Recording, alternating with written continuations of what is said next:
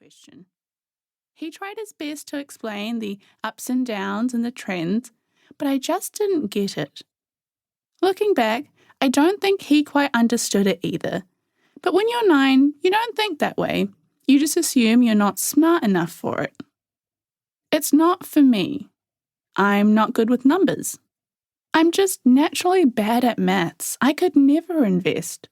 Or, my favourite, look at me. I'm not a rich man in a suit.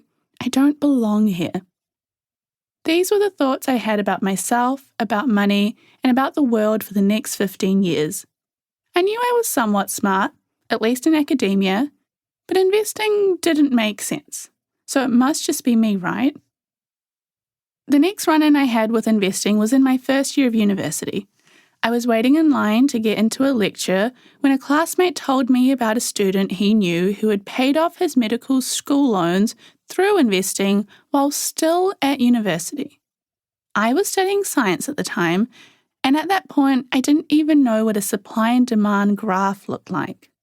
How did he do it? I asked, in awe of the possibility of graduating debt-free and how so much money could be made in the market. His dad works in finance, my friend replied.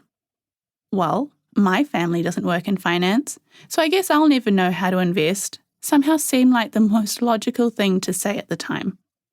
Let's unpack that for a moment.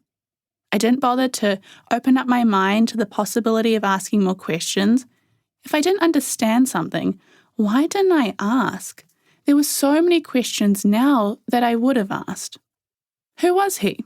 How did he do it? Could I talk to him? Was this something that I could learn?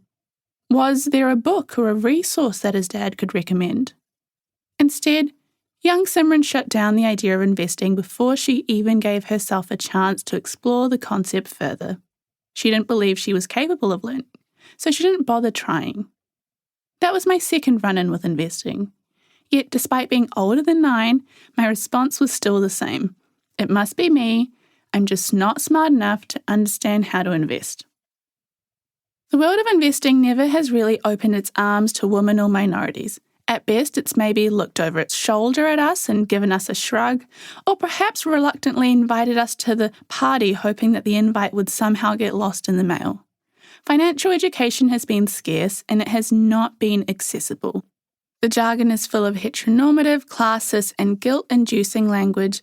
No wonder no one is listening.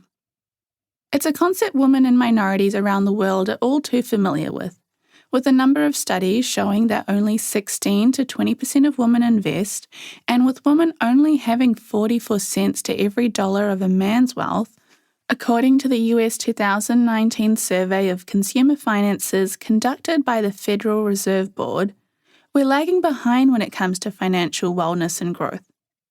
We've all heard of the wage gap, where women who are in the same field with the same experience are making less than their male colleagues, but very little attention is given to the wealth gap.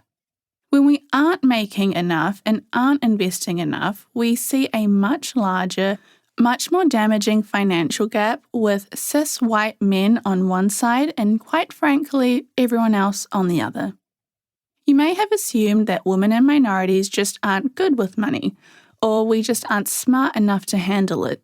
The truth is, our relationship with money goes much deeper, centuries deeper.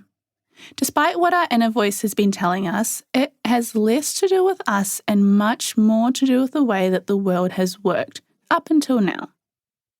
You might think you're bad with money because you don't feel like you're naturally good with numbers, but maybe it's a result of institutional structures and barriers, money media not representing us, or a culture of shame around discussing money. Let me break it down. Institutional and structural barriers. A lot of us view our lack of financial literacy as a direct result of our intelligence, much like I did in the past. I had the privilege of attending some of the best public schooling in my country, and yet the concepts of personal finance and investing were never introduced to us. The only financial education I had received up to that point was when representatives from a bank visited our school and handed out free piggy banks. We're quick to blame ourselves for our lack of financial literacy.